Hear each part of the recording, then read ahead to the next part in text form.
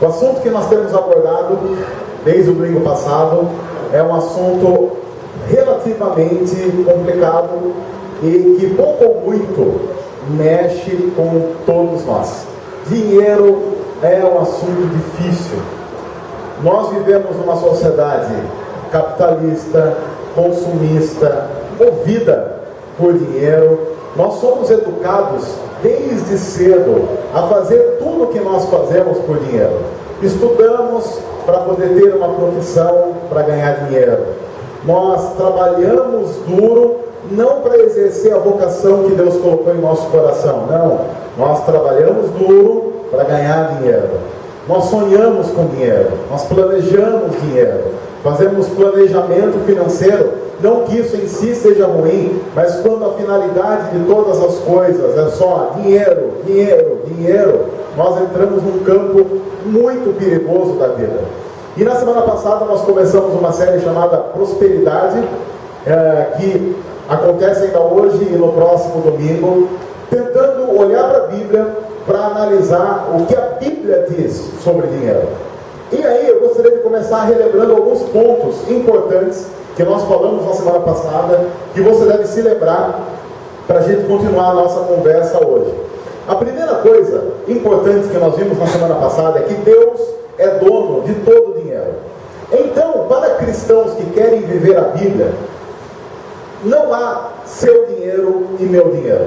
Há o dinheiro que é de Deus. A Bíblia diz que Ele é o dono de todo o ouro e de toda a prata, como nós vimos no profeta Ageu na semana passada.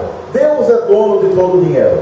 Acontece que Ele, na sua misericórdia, dá uma parte do dinheiro que é dele para nós vivermos a nossa vida aqui. Mas o pressuposto inicial de qualquer coisa que nós falemos sobre dinheiro, sobre vida financeira é: todo o dinheiro é de Deus. Assim, tudo que nós temos, tudo que foi adquirido em nossa vida, em última análise, é de Deus, não é nosso. A segunda coisa, nós devemos administrar o dinheiro que Deus nos dá com sabedoria e seguindo os princípios dele. Porque se o dinheiro é dele, então eu tenho que olhar para a Bíblia, que é o manual que ele me deu, para saber como ele espera que eu administre o que é dele. Isso é justo, não é? Veja, o dinheiro é dele. Ele me deu o dinheiro e me deu um manual chamado Bíblia de como eu devo fazer as coisas segundo a vontade dele, incluindo a administração da minha vida financeira. Então, um bom cristão, uma boa cristã, precisa inevitavelmente olhar para a Bíblia para conseguir compreender como Deus quer que eu administre o dinheiro que, lembre-se, não é meu, é dele. Terceiro lugar, o dinheiro em si não tem moralidade. Não adianta a gente olhar para o dinheiro em si e falar dinheiro é ruim e dinheiro é bom. Não, dinheiro é dinheiro, é um pedaço de papel, moeda, que tem um determinado valor financeiro de acordo com a economia do país em que a gente vive. A gente não pode demonizar o dinheiro pura e simplesmente dizendo dinheiro é ruim. Não, eu conheço muita gente que faz um excelente uso do dinheiro. Conheço muitos cristãos que usam o seu dinheiro para a glória de Deus. Dinheiro em si não é bom nem ruim. No entanto, isso nos leva ao quarto ponto que precisa ser relembrado na semana passada. O amor ao dinheiro e a ganância são demoníacos e pecaminosos. A Bíblia diz que o amor ao dinheiro, não o dinheiro pura e simplesmente, o amor ao dinheiro é a raiz, o princípio de todos os males que eu e você possamos conhecer. Veja, dinheiro em si não é bom nem ruim. Tudo vai depender do uso que você faz do dinheiro. Esses são os princípios que nós analisamos semana passada, e a partir deles é que nós vamos continuar a nossa conversa nessa série. Eu queria começar dizendo e lembrando que Deus não é contra você ter dinheiro. Porque geralmente quando a gente fala sobre dinheiro, a tendência que a gente pode ter é de ficar com peso na consciência por ter algum dinheiro na conta, ou com peso na consciência por ter um bom salário, ou com peso na consciência por ter uma reserva financeira para alguma eventualidade no futuro. Não. A Bíblia diz que Deus não é contra você ter dinheiro. Mas que Deus é contra o dinheiro mover você, ou o dinheiro ter você. A Bíblia nos deixa uma advertência contra o fato de nós fazermos coisas pelo dinheiro. O dinheiro não é uma finalidade. Você não pode viver para ele, porque a Bíblia diz que nós temos que viver para Deus. Todas as vezes que nós fazemos qualquer coisa movido por algo que não seja a glória de Deus, Jesus Cristo, nós tornamos essa coisa um ídolo em nossa vida, e isso se torna um esquema pecaminoso. Mas uma coisa importante: Deus não é contra você ter dinheiro, Deus não é contra você, caso Ele te abençoe para isso, ter uma boa casa, ter um bom carro, poder viajar com a sua família, poder dar uma boa escola para os seus filhos. Não. Porém, se o alvo da sua vida é isso, então aí há um problema sério, porque a Bíblia diz que esse não é o alvo. Isso é tudo consequência. É mais ou menos como a pessoa que casa para ser feliz. Se você casa para ser feliz, você não vai ser feliz, porque o casamento em si não traz felicidade. A Bíblia diz que a fonte de toda felicidade é Deus. Assim, Deus é a fonte de qualquer alegria e felicidade que eu e você possamos ter. E Ele pode usar o casamento como um instrumento de felicidade nele. Mas se você casa achando que o casamento é a fonte da felicidade que você não tem, você está ferrado. Quantas vezes eu encontro gente dizendo assim: eu estou infeliz na casa do meu pai, preciso casar. Para quê? Infeliz na casa do seu pai, não vai gerar uma outra casa para você ser infeliz lá.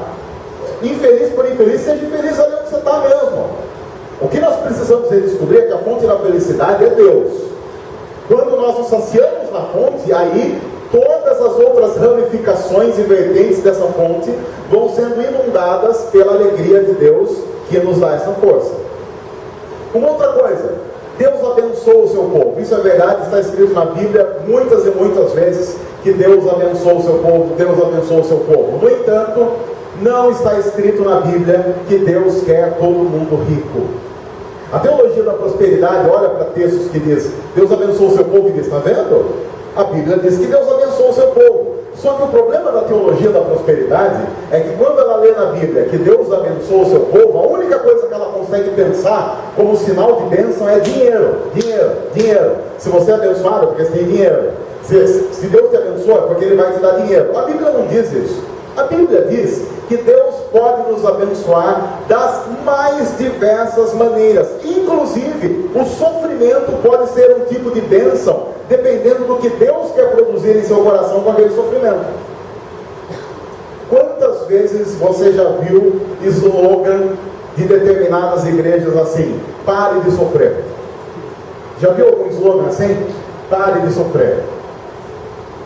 Mas e se de repente o sofrimento é uma forma que Deus está usando para conduzir a sua vida para mais próximo dele? Você não tem que parar de sofrer, você tem que continuar sofrendo até que esse processo conduza mais próximo de Cristo.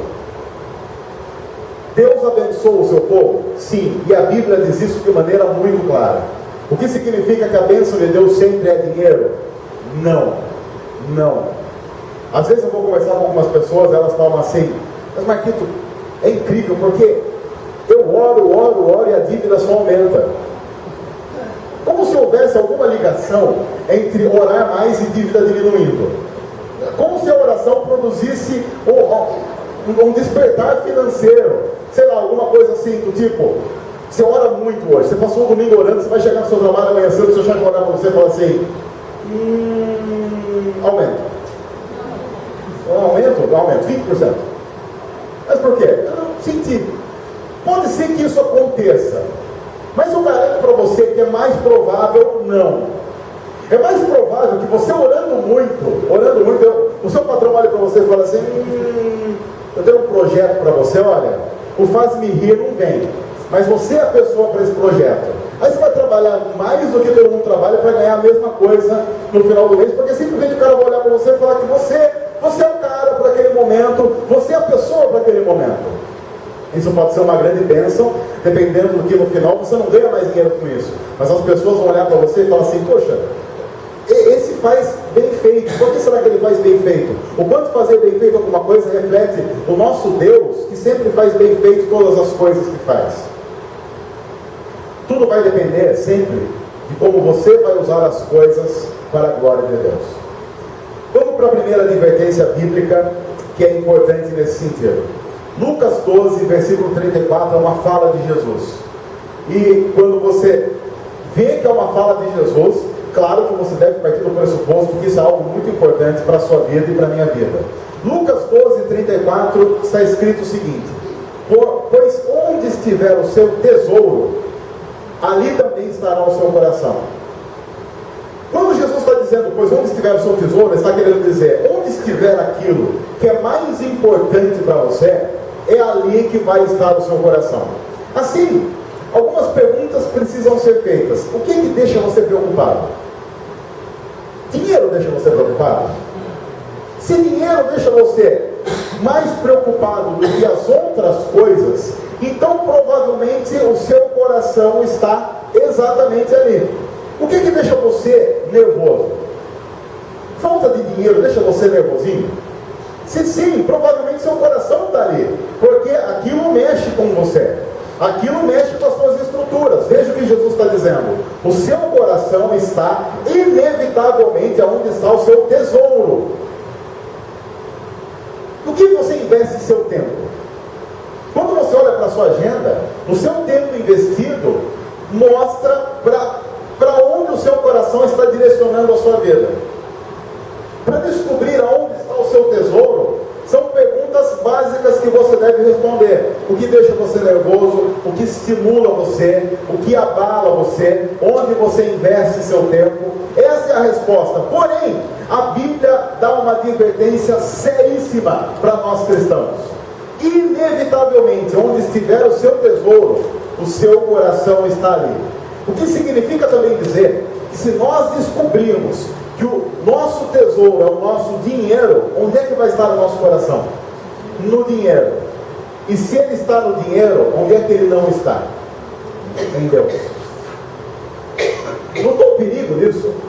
O perigo de nós termos o dinheiro como nosso tesouro é o fato de que a Bíblia diz que onde está o seu tesouro, ali está também o seu coração. E a Bíblia não está dizendo, Jesus está dizendo, talvez isso aconteça. Ele está fazendo uma afirmação categórica. É assim. E eu parto do pressuposto que Jesus conhece muito bem o nosso coração, conhece muito bem o coração de cada ser humano. A Bíblia, porém, diz que o nosso tesouro deveria ser Deus. Olha o que a Bíblia diz no Salmo 119, versículo 111. O salmista está fazendo uma declaração para Deus e ele diz: os teus testemunhos são a minha herança permanente, são a alegria do meu coração.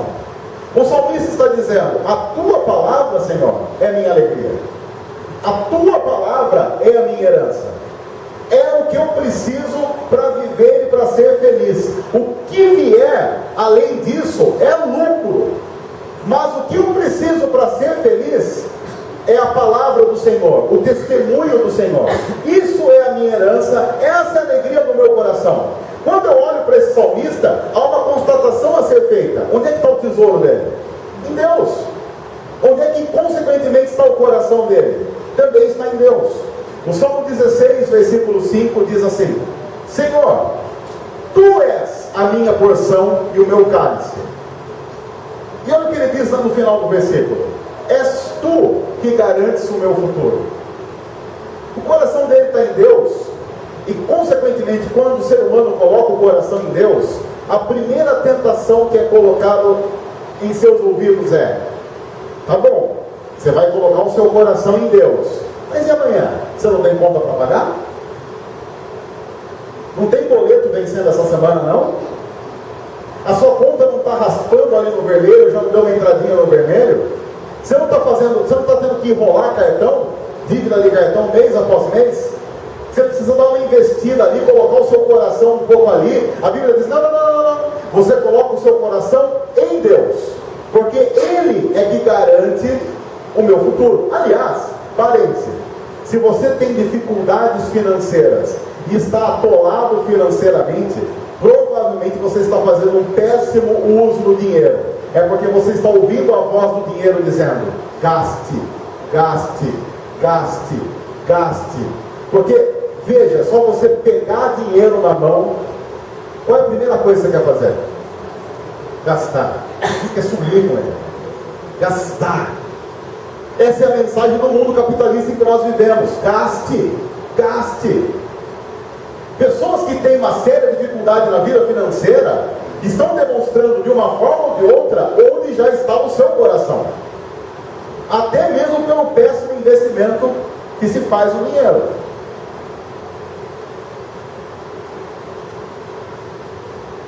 Claro que a gente pode olhar para a nossa realidade e falar assim, não, o problema é que a gente ganha pouco.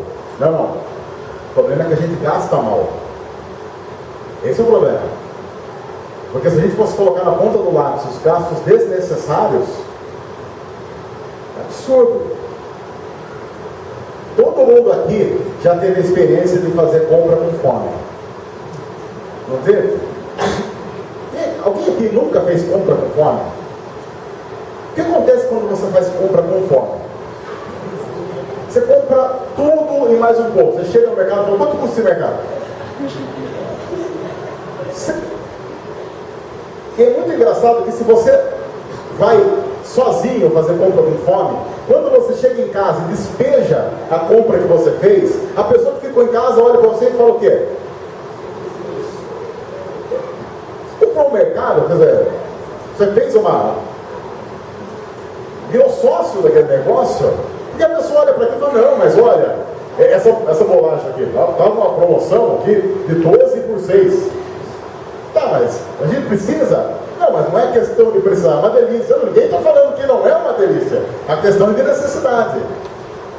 A pessoa vai comprar no mercado, sei lá, ela vê lá coisas maravilhosas como, por exemplo, semente de abóbora. Uma sementinha de abóbora. Quando você está com fome, qualquer porcaria, você começa a olhar aquilo que não ri para você. Você vai para comprar meio quilo de carne, você volta com 2 picanhas, 3 costelas, 4 lominhas. A pessoa, o açougueiro pensa que você está querendo promover um churrasco para gaviões da Fiel. Mas não é, você está com fome. Só isso. Feche parece. Acontece que muitos creem em Deus, mas confiam no dinheiro. Aliás, é irônico você olhar para a nota, uma cédula, e ver lá, em Deus nós confiamos. É o cúmulo do absurdo. Porque muita gente crê em Deus, mas ele confia no dinheiro, não em Deus. Deus é alguém para acreditar, porque é bom acreditar em alguém que pode mandar você para o céu ou para o inferno. É bom estar de bem com o cara, mas também é bom garantir uma amizadinha com o dinheirinho, porque, cá entre nós, a gente vive no mundo real e Deus não é tão real para muitas pessoas. Inclusive, é fácil confiar, ceder e ofertar quando o valor é pouco. Vou contar uma história que aconteceu com uma pessoa essa semana. Foi mais ou menos assim, essa pessoa descobriu, claro que eu não vou contar quem é, mas eu posso garantir que é membro dessa igreja. E aí, essa pessoa, ela ia receber uma tipo participação nos lucros, tá ligado? Aí ela assim, só que essa pessoa se sentiu tocada por Deus, essa história é verídica, tá? Essa pessoa se sentiu tocada por Deus. Deus falou assim para essa pessoa, pega toda a sua participação nos lucros e doe. Só isso, e essa pessoa falou assim, tá bom. Porque essa pessoa imaginava que era tipo assim, ia vir 50, 60 reais. Ela falou assim, bom, então tá bom. E já estava naquela expectativa, quando vier os 50, 60 reais, eu vou doar. Vou doar. Aí beleza. Passam uns 2, 3 dias, chega o aviso da direção do trabalho falando assim, olha, saiu lá o dinheiro. Aí essa pessoa foi lá na conta, quanto veio? R$488.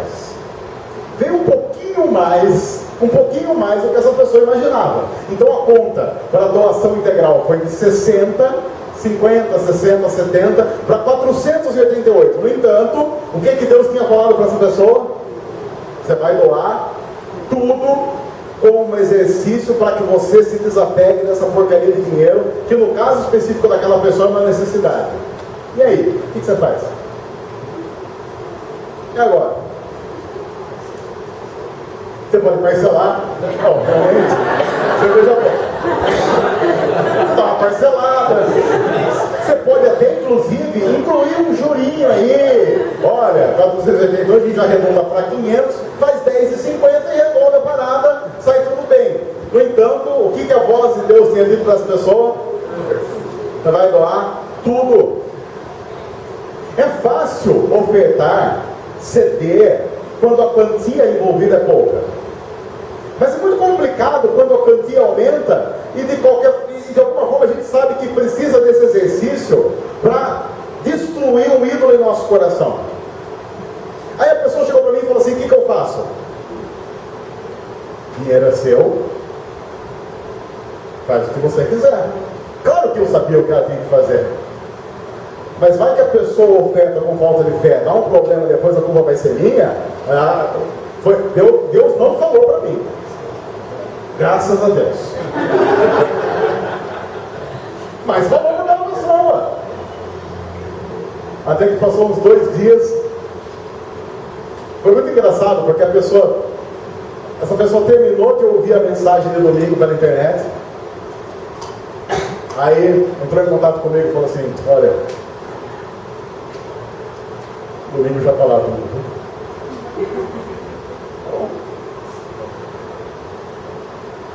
Essa pessoa vai ganhar alguma coisa financeira com isso? Não sei, provavelmente não. Mas é muito importante para ela que um ídolo esteja sendo derrubado do altar do coração dela. É muito importante. Porque antes dessa pessoa saber qual era o valor, Deus sabia qual era o valor que ia cair na conta. E Ele sabe que tem que trabalhar com o coração de cada um. Em Lucas 16, versículo 13, Jesus, mais uma vez, diz: nenhum servo, nenhum, explica nenhum. Nenhum é nem um. O que significa dizer que você não é exceção? Eu não sou exceção, ninguém aqui é exceção ao que Jesus vai falar. Nenhum servo pode servir a 2 senhores, pois odiará a um e amará outro, ou se dedicará a um e desprezará o outro. Vocês não podem servir a Deus e ao dinheiro. A Bíblia está partindo de 2 pressupostos interessantes. Primeiro, é impossível não servir a nenhum. É impossível. Não existe ser humano que não sirva a alguém. Até mesmo o ser humano que diz: eu não acredito em Deus e não sirvo ao dinheiro, alguma coisa ele está servindo. Porque é impossível que o ser humano não viva para alguma coisa, nem que seja para si mesmo. Aí ele se torna o seu próprio Deus. Ele apenas vai ser teísta de uma outra maneira. Alguns creem no Deus revelado na Bíblia, outros creem em si mesmos e fazem de si mesmos o seu próprio Deus. Outros creem no dinheiro. Muitos afirmam que não creem no dinheiro, mas como nós dissemos, confiam no dinheiro. Agora, o que é servir ao dinheiro? Porque Jesus está dizendo: vocês não podem servir a Deus. Nós sabemos o que é servir a Deus, mas precisa ficar claro para a gente o que significa servir ao dinheiro. Servir ao dinheiro significa fazer tudo para tê-lo e gastá-lo. Se você faz coisas, tudo para ter dinheiro e para gastar dinheiro, você serve ao dinheiro. Porque o dinheiro, ele sempre vai dizer isso para você: me conquiste, depois me gaste. O dinheiro é aquele amante sem vergonha que se oferece para você, para que você o conquiste, e depois ele faz de tudo para que você o perca, para que tenha que conquistar o novo. É aquele caso, você deve ter um amigo que já separou e voltou umas 15 vezes. Conhece alguém assim? A gente não vai citar nomes, mas você não conhece alguém assim? Sei lá. Isso acontece, faz parte. Principalmente na relação dinheiro. O dinheiro, assim, ele é altamente sedutor, do tipo: me conquiste, para depois me perder, me conquistar de novo. E a gente se doa a esse tipo de prisão, porque se torna uma prisão. Só que uma outra coisa que nós não analisamos seriamente nesse texto é o seguinte: Jesus está dizendo que o amor a um automaticamente gera o ódio e desprezo ao outro. Essa é uma parte que eu não consigo compreender porque não é tão pregada nesse texto. Geralmente, quando se fala desse texto, a pregação é: olha, você não pode servir a Deus e ao dinheiro. Mas você viu que Jesus faz uma outra afirmação importante. Ele diz assim, ele fala, por que isso? Ele diz, pois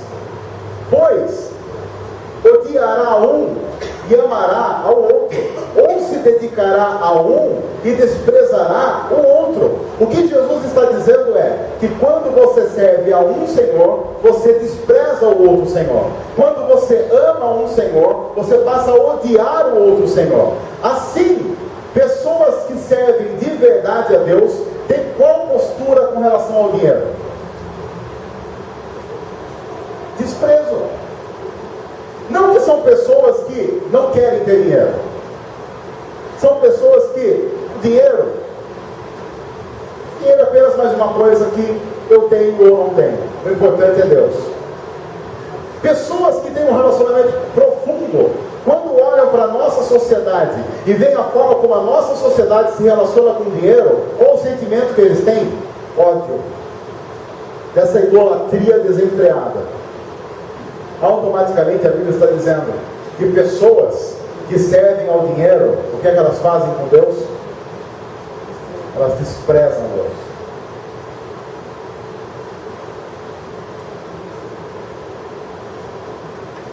O amor a um automaticamente gera ódio a outro. E essa é a parte mais perigosa dessa texto. Porque eu e você conhecemos cristãos que amam dinheiro. E diante desse texto, a pergunta que a gente tem que fazer é: qual o sentimento será que eles têm por Deus? Se Jesus está certo, é de desprezo. E isso, no contexto cristão, é algo muito forte. Agora, você concorda comigo que muitas pessoas entraram num templo essa noite à procura de dinheiro? Elas cantaram músicas de louvor a Deus, elas oraram, mas a pregação vai ser fundamentada em quê? Como é que você pode servir a Deus para ganhar mais dinheiro?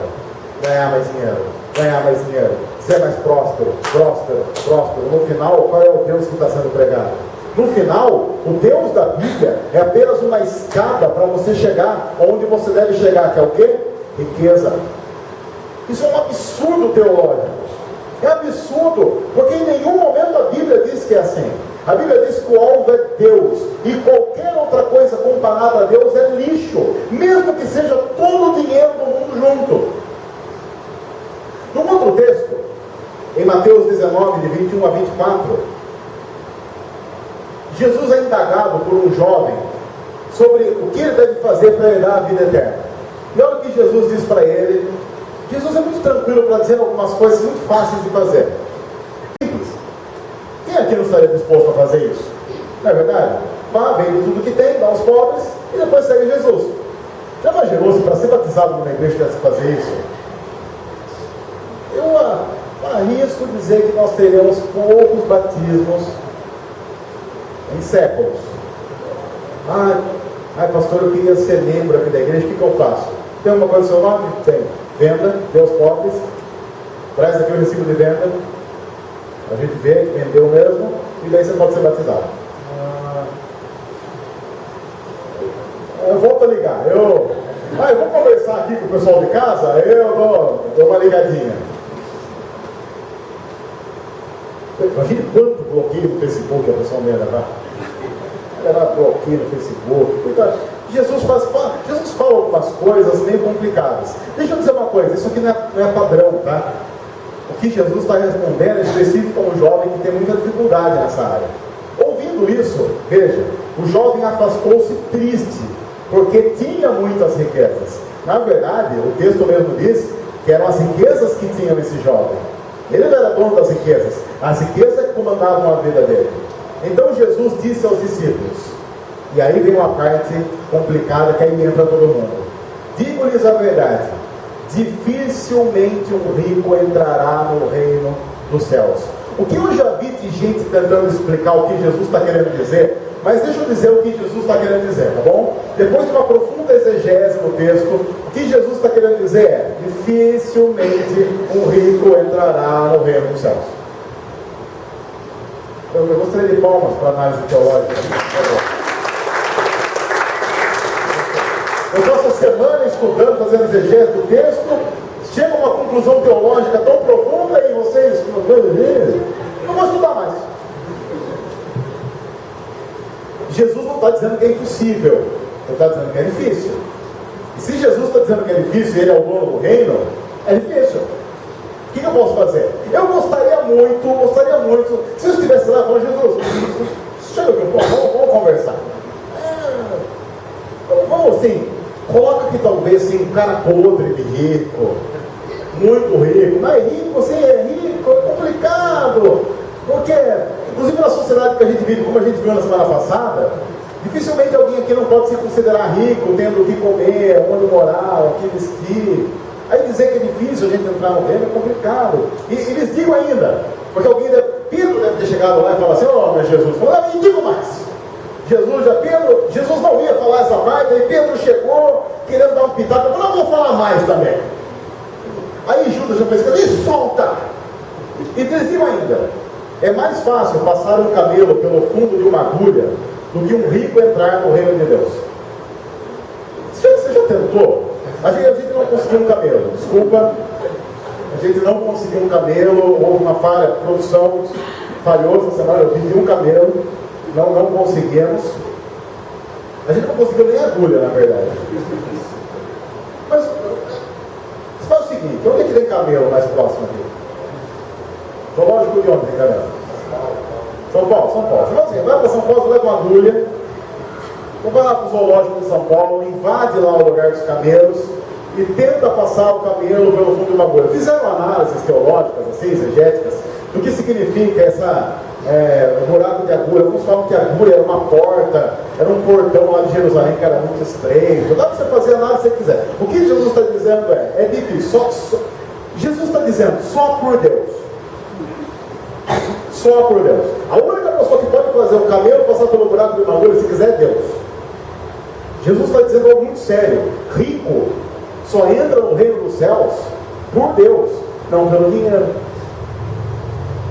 No fundo, o que Jesus está dizendo não é tão complicado assim. O rico só entra no reino dos céus por Deus, não pelo dinheiro. Simples assim.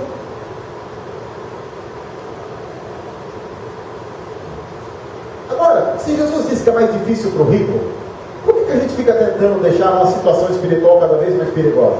Porque conforme você vai ficando cada vez mais rico, a sua situação espiritual fica cada vez mais perigosa, concorda? No entanto, a mensagem que nós recebemos, inclusive em algumas igrejas, é vai complicando. O problema desse cara não era o dinheiro, mas era o coração do dinheiro. Agora, uma pergunta que eu gostaria que você respondesse para você mesmo com toda a sinceridade. Se você tivesse que escolher hoje entre Jesus e dinheiro, o que você escolheria? Se você tivesse que escolher hoje. Vamos supor que Jesus chegasse para você hoje e dissesse assim: só há um jeito de você me seguir. Você tem que zerar tudo o que você tem. Tudo. Você tem que sair da minha presença, como ele disse para aquele jovem, sem um centavo no bolso. O que você responderia para Jesus? Por quê? É muito fácil olhar para esse jovem com um ar de esse jovem. Mas o que você faria no lugar dele?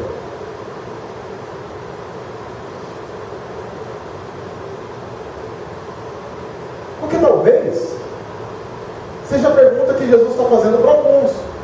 E aí? Eu ou dinheiro? Escolhe. pouco dos dois? E para muitos Jesus diria, não, ou é um ou é outro, porque você não pode servir a dois senhores.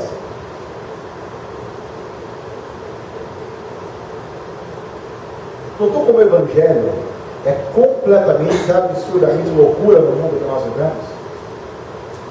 Porque quando nós falamos simplesmente a mensagem, Jesus morreu por você, bom, legal, obrigado, valeu mesmo. Mas quando eu olho para a Bíblia, e a Bíblia diz que eu devo obedecer a Jesus de maneira integral, aí já começa a ficar mais complicado. A gente, domingo após domingo, aqui conta a história do Evangelho. Do pecado, a gente fala do nosso rompimento com Deus, todo domingo, não sei se você notou, domingo após domingo, nós contamos a história do Evangelho. Falamos do pecado que nós cometemos lá em Gênesis, atingindo toda a humanidade no nosso rompimento com Deus, morte eterna.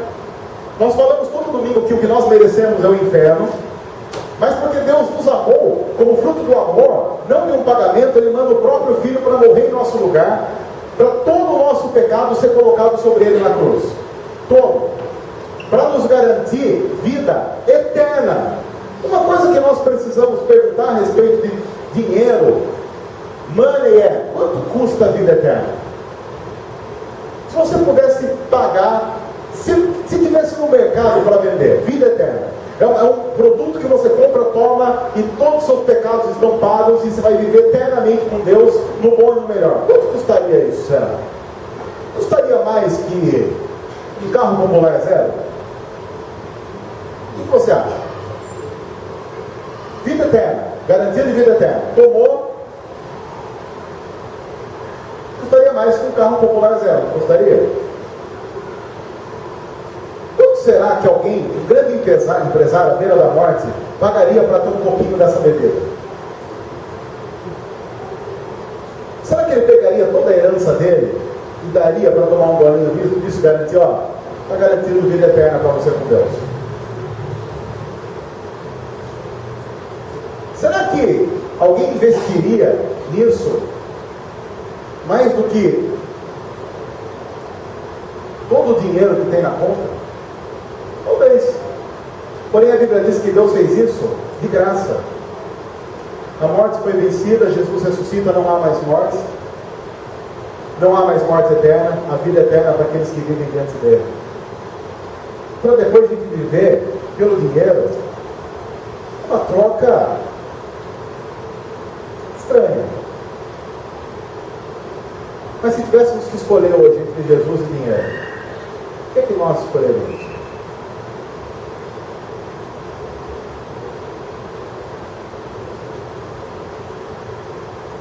O último texto, primeira carta que Paulo escreve a Timóteo, capítulo 6, 17 e 19, diz assim: ordem, não é pedido, ordem, aos que são ricos no presente mundo, que não sejam arrogantes, nem ponham sua esperança na incerteza da riqueza, mas em Deus, que de tudo nos provê ricamente para nossa satisfação. Ordene-lhes que pratiquem o bem, sejam ricos em boas obras, generosos e prontos para repartir. Dessa forma, eles acumularão um tesouro para si mesmos, um firme fundamento para a era que há de vir, e assim alcançarão a verdadeira vida. Há uma declaração contundente aqui em outros textos da Bíblia com relação a ricos, riqueza, ter muitas coisas. A Bíblia diz que ricos devem ser ricos para doar, não para acumular. A Bíblia diz que a finalidade de Deus fazer alguém rico é que essa pessoa possa doar mais do que outras pessoas. Assim, é verdade que Deus pode abençoar alguns com mais dinheiro do que outros. Não para que essa pessoa seja detentora de muito dinheiro, mas que ela possa pegar esse dinheiro e abençoar outras pessoas com esse dinheiro. No reino de Deus é inadmissível que algumas pessoas enriqueçam para si mesmas, porque Deus jamais iria contra si mesmo, produzindo egoísmo, soberba e orgulho em qualquer ser humano. E nós temos lido na Bíblia que essas são coisas que o dinheiro produz em nós. A Bíblia diz que ricos são ricos para que sejam ricos em boas obras, praticar o bem, generosos e prontos para repartir.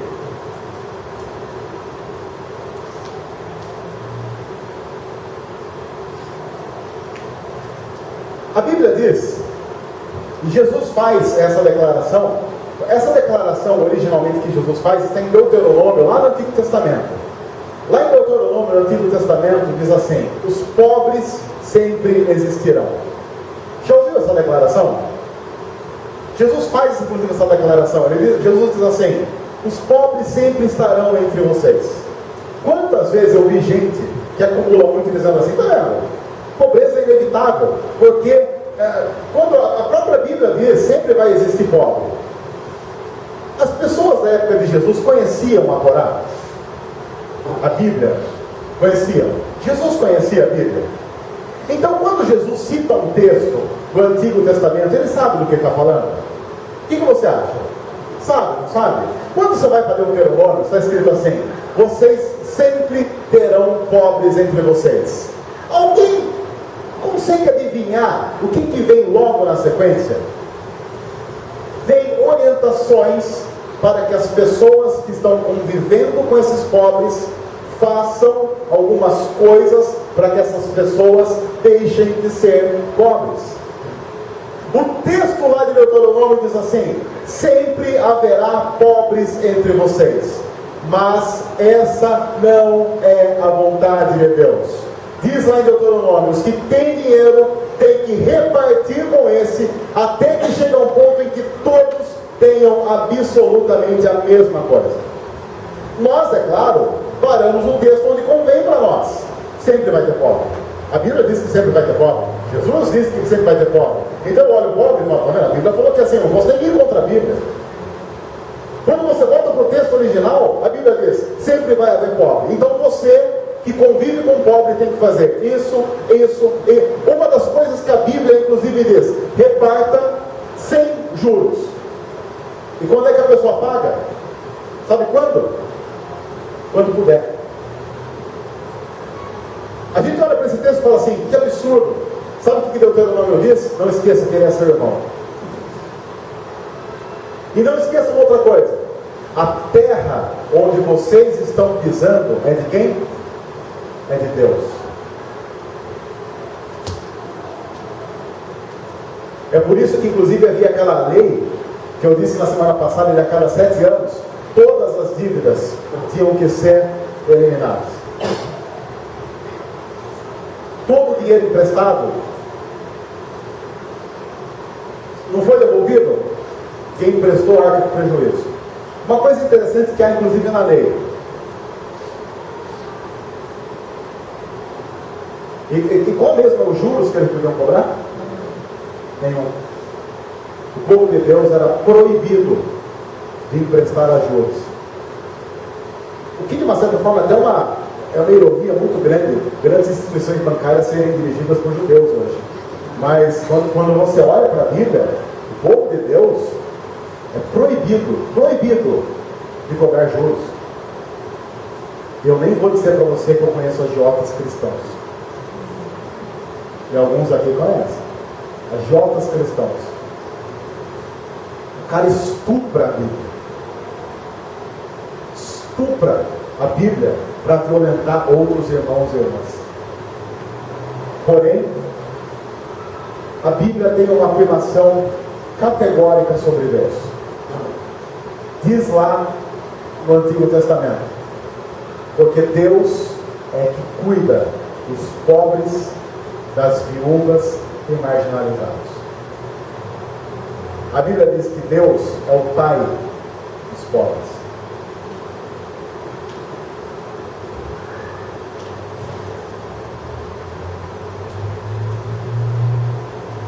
Eu não sei quanto a você, mas essa mensagem me incomoda. Porque eu fui educado, não sei se você, mas eu fui educado numa cultura que diz que o pobre é pobre por quê? Porque ele não estudou, ele é vagabundo. Não é? Você nunca ouviu isso? Ah.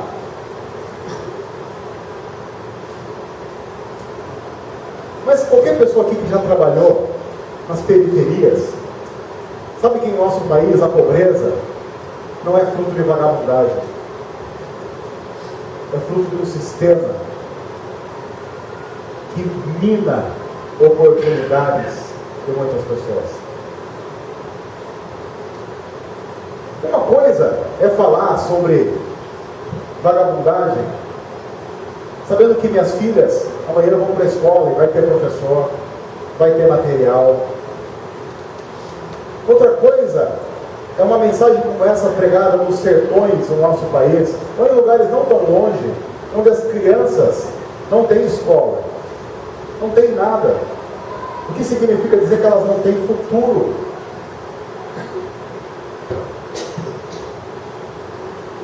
O neto, presbítero aqui na nossa igreja, já trabalhou um tempo na Bahia. E ele conta de quantas vezes andando pelas estradas do interior da Bahia, ele via mães com as suas filhas de 8, 9, 10 anos na beira da estrada, esperando o caminhoneiro parar para fazer programa. Não com as mães, com as filhas. Sabe quanto custa um programa na beira da estrada, nesse nosso país, uma menina de 8, 9 anos? Sabe quanto? R$5 ou um saco de arroz. Com R$5 ou um saco de arroz, você consegue transar com uma menina de 8, 9 anos nesse nosso país.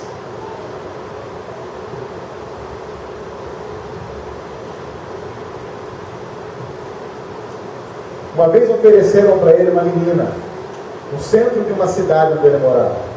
O pai ofereceu a menina. Disse para ele, do amigo, eu não lembro quanto custava o programa.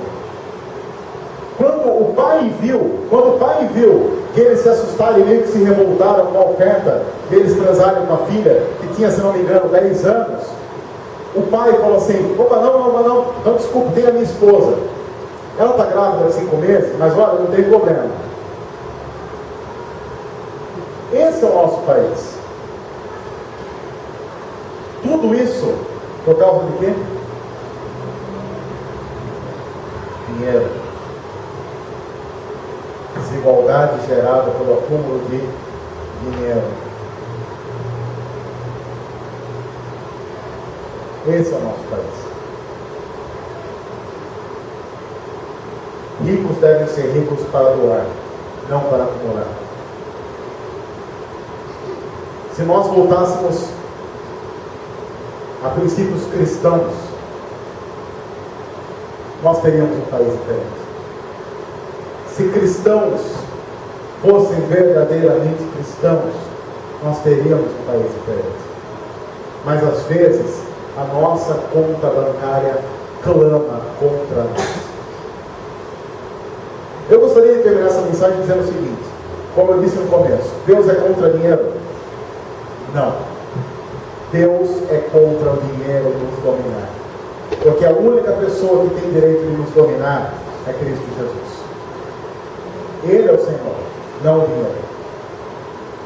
Eu espero sinceramente que nós possamos fazer o uso racional e bíblico do dinheiro, para a glória dele. Não importa se você ganha 1.000, 10.000, 100.000. O seu salário não é pecaminoso. Pode ser uma bênção de Deus para a sua vida, quando você usa esse dinheiro para abençoar outros. Ele abençoa também a sua vida. Ele faz com que você viva com dignidade. Isso é uma bênção de Deus.